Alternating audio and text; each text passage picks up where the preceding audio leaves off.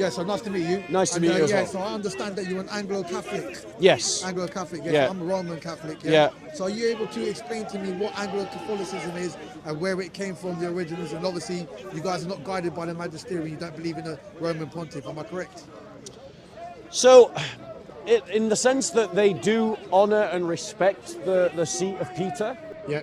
Anglo-Catholics do believe it in that sense, but they don't believe all the dogmas that surround, like that a Roman Catholic would have to agree with in terms of the seat of Rome. Yeah. So in terms of where it came from, it emerged, I think it was in the 1800s from the Tractarian movement, which was when a group of Anglicans kind of dug deep and discovered the sort of Catholic nature of the church and tried to revamp that as a way of doing evangelism in the slums of England. So, and you know, like, who's the famous, he's now a saint, he's just been made a doctor of the church. The English guy. I forget his name. I want to say it begins with N.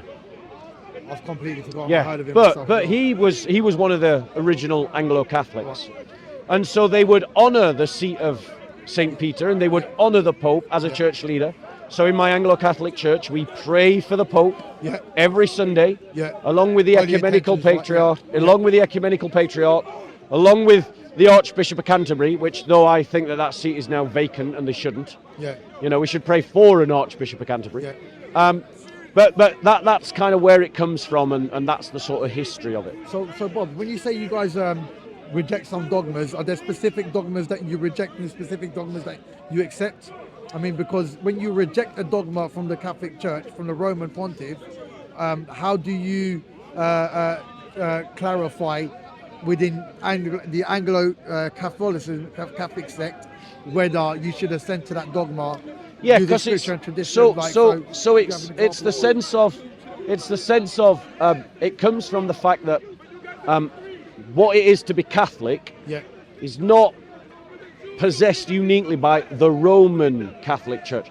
So the Oriental Orthodox Church is a Catholic church. They've got their own Pope in Alexandria. The Eastern Orthodox Church is a Catholic church because they have the three rankings of bishop and priest and deacon. You know, the Church of the East would be a Catholic church. It's not just whether you believe in a pope. It's more about things like how do you believe the church should be structured. Whether you believe that there's kind of a formal unity within the church. And it's also about the view on sacraments and such. So both me and you believe in the real presence in the sacraments. I'm sorry, I'm under the impression that you believe in something called consubstantiation. Which is another way of describing the real presence of Jesus. You do not believe in transubstantiation. No, I don't believe in transubstantiation. Like the change of the substance, but the accidents remain in the same. I believe that that's a perfectly you know, a Christian can believe that, and that's not problematic. But I don't believe that that's necessarily the best explanation of how it happens. You know, I don't think we need Greek categories to explain what happens at the Eucharist. I believe that it is a miracle, the work of the Holy Spirit, and the Church practiced and believed in the real presence of our Lord long before it came to use any Greek philosophy to explain it. Like Justin Martyr, for example.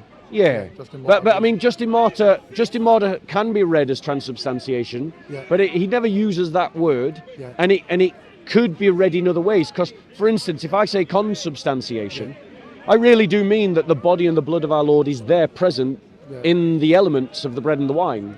But I don't go into that. I'm not necessarily leaning on that Greek Plato, who is the Aristotelian division between substance and accidents. Sorry, well, can I say something? So with the word transubstantiation, I don't know what century it was coined, but we do see it in the Latin Vulgate.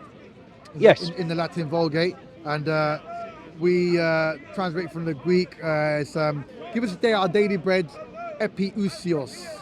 So I'm sure you're aware of that, epi on and above, ousios, nature and substance, and that's where we get the word transubstantiation. So I think there was another word that I think it was Saint Cyril that used it, before that it begins with the C. Yeah, but translations. But then that word got coined to give it. But translations. The thing about translations is that they can sometimes be wrong, and then as they go forward in time, they can be loaded up with so much meaning that it actually loses the sense of the original. So one example of that would be the word monogenes. Okay. So the word monogenes would be rightly translated as unique or only, right? Okay. But there was a time when we would translate that as begotten. Right. Now, the thing is, that word begotten is a church word that we use to describe in what way the Son is unique to the Father. Yeah. But it isn't actually what monogenes means. Okay. And so a kind of church word got superimposed into the translation. Yeah. Now, I am not saying that that is what happened with the Vulgate, because I don't know. I'd have to look into it. Yeah. But what I am saying is that we can't, we have to be cautious about leaning too heavily on like a word's appearance in a translation of a Greek. Right. What we need to do is to dig into the Greek. Okay? Right. And the Greek, I don't think, and I say I don't think because, you know, I'd have to go away and look into this more. I don't think that the Greek necessarily means exactly what a Roman Catholic means when a Roman Catholic says transubstantiation. Because when Jesus says, "Give us this day our daily bread," he's obviously not talking about the communion there. He's not talking about transubstantiation there as understood dogmatically by the Catholic Church. He's talking about praying to God for our provision, our sustenance. Yeah, but we would argue as Roman Catholics that he actually means both, obviously for our daily sustenance, you know, for our daily needs, but also as that daily bread. So then obviously when we look at Malachi chapter 1 verse 11 and God, the prophecy talks about there will be a pure sacrifice and incense offered to my name. Yeah. Then we would pair that prophecy up with the daily bread that our Father prayed. But what I was asking you as well, so in Anglo-Catholicism... So to be clear, like I am not trying to get you to become an Anglo-Catholic. No. I see you to be a Roman one. I see you. I see you as a Christian already. I see you as my brother in Christ. Amen. And we are on the same side to evangelize here. The reason why I'm entertaining this conversation is because, you know, you're being polite. Yeah, of course. You know, you haven't started off by saying that I'm not a Christian. No. And so, I always want to ask you these questions. Yeah. And so I'm happy to talk about it. But my point is, I think that there are latitudes of interpretation that Christians can have on these secondary and tertiary issues. Right. And this is a secondary or tertiary issue. Yeah. And it doesn't exclude one from being a Christian. Yeah. Because the thing that makes one a Christian is what you believe about Jesus and who you believe Jesus is. Yeah. Not the how message of the gospel rising for us. Not how or whether you believe in the real presence and the communion. You know, that's a sort of secondary issue. But then, when in terms of the real presence, would you say that obviously according to 1 Corinthians 11:27, when Paul talks about discern the body before it, would you agree then, however you see the presence of the Eucharist, would you agree that we cannot take it within a mortal state of sin? That it would be a grave sin to take it without, for example, repenting or going to confession? I would definitely encourage people to confess their sins to one another. Because that's what Scripture says. But before taking the sacrament. Because that's how holy we see it. Because in that passage in Corinthians, when it was talking about discerning the body, it was talking about it within the context of the agape meal, that some people were coming drunk, that some people were scoffing all the food getting drunk and not waiting for other people. Right. And so they weren't discerning the body. And that was, Paul was making a parallelism between the body that we share in the bread and the body that we are in Christ, and the fact that the body and the bread is the body of Christ. And he was using that kind of imagery to say that when we partake in the agape feast and partake in that communion, we've got to do so in a spirit of fellowship, love, and consideration. Sure. And what wasn't happening in Corinthians was that, and so that's what he's talking about. They were abusing it. They were abusing it. But they weren't. But that's not connected to dogmatically what the Roman Catholic Church is talking about when it talks about mortal sin. So, and one moment then. So then straight after that, he also says that that's why some of you have fallen ill, or fallen sick, or you have died. Now we don't interpret that as they literally died because they took the communion out of a state of grace. Maybe they wouldn't be infused with the grace that they would need to like overcome an illness, for example. So why would you say that? Why would Paul say that afterwards? You know, that you guys have fallen ill. Right. So that's because there is just trying to clarify my understanding your of that. value of the Eucharist. No, my value of the Eucharist is incredibly high. Yeah, sure. I'm not saying it. I would say it's probably as equal or as high as yours. Okay. Oh, there's just one more quick question. Wait. But in answer to your question, Paul is talking about the fact that, you know, people were taking the communion in an unworthy way. Yeah. And that had spiritual consequences to them. Yeah. You know, that to take communion in a way that isn't recognizing what it is and its importance to us as Christians is harmful to your soul. Yeah. You know, and I agree with Paul. Especially when... But you're giving a particular Roman Catholic reading, and what I'm saying is that same scripture lends itself to other interpretations. Because remember, I'm an ecumenical Christian, so I argue an ecumenical position. You have to look up that word. Ecumenical. Just to understand. I mean, literally, it comes in its origins from saying that it means the all inhabited earth. Yeah. But practically what it means is that I'm a Christian who seeks to find what unifies Christians. Yeah. I'm not there to try and emphasize what divides us, but to emphasize what unites us. And my reading of the Christian faith always goes through a spectrum of looking for the way to maintain the unity amongst Christians. Yeah. Okay, well, in terms of the unity, obviously, like in the Anglo-Catholic sect, if you do have a dogmatic decision, obviously in Roman Catholicism, we have the Pope who speaks from the ex-cathedral chair. We don't rely on his doctrinal opinions. Obviously, the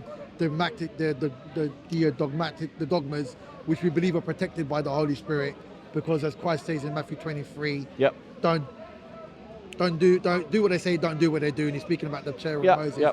Who does anyone in Anglo-Catholicism make that overall decision for you guys? Right. So as a dogma so that here's you the all thing. Anglo-Catholics that you're making a mistake. You're approaching me as an Anglo-Catholic. Forgive me. That's the wrong way to approach me. The better way to approach me is just as an ecumenical Christian. Because I'm not here to try and convince you to be an Anglo-Catholic. No, I'm just asking questions about Anglo-Catholicism. And so within the Anglo-Catholic tradition, not that I'm trying to defend it, not that I'm trying to convert anyone to it, they would say that there are different... They would hold very truly to the idea of the real presence, but they would argue that there are different ways of understanding what that real presence is.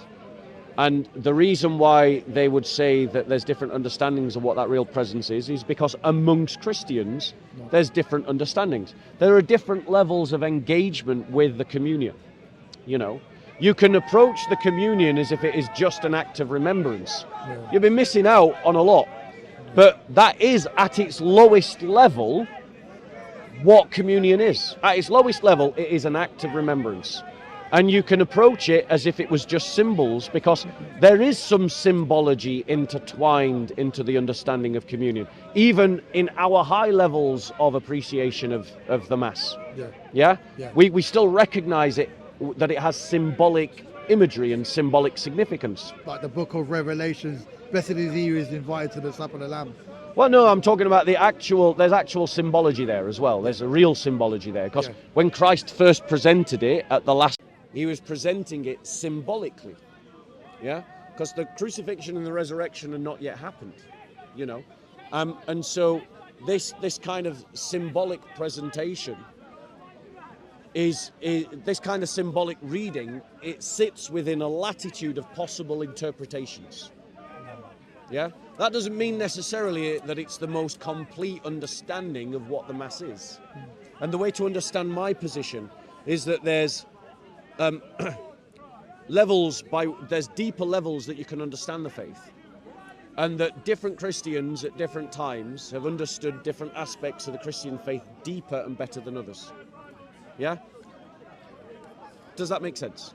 Well, kind of, yeah. I'm a little bit. So there's no singular authority, is what I'm trying to say. Yeah, no, they just look at the world as it is. Yeah. They say, well, there's diversity of opinion. Right. So therefore, because there is diversity of opinion, it is possible to have diversity of opinion. That would be how the Anglo-Catholics... What channel is this on? Because I want to watch this over and... So it's on Revelations 22, SOCO Films, Sunday Speaker's Corner, and some other channels that I don't know the name of. All right, well, I won't take no more of your time, but I'm very grateful for this conversation with you. Pleasure. Pleasure, and I yeah. love you. Peace be with you, brother. Yeah, and with your spirit as well. Merry Christmas, and now let's get back to evangelising the Muslims and the atheists and the agnostics. Father, Son, and the Holy Spirit. Amen. God bless you all. God bless. Take care.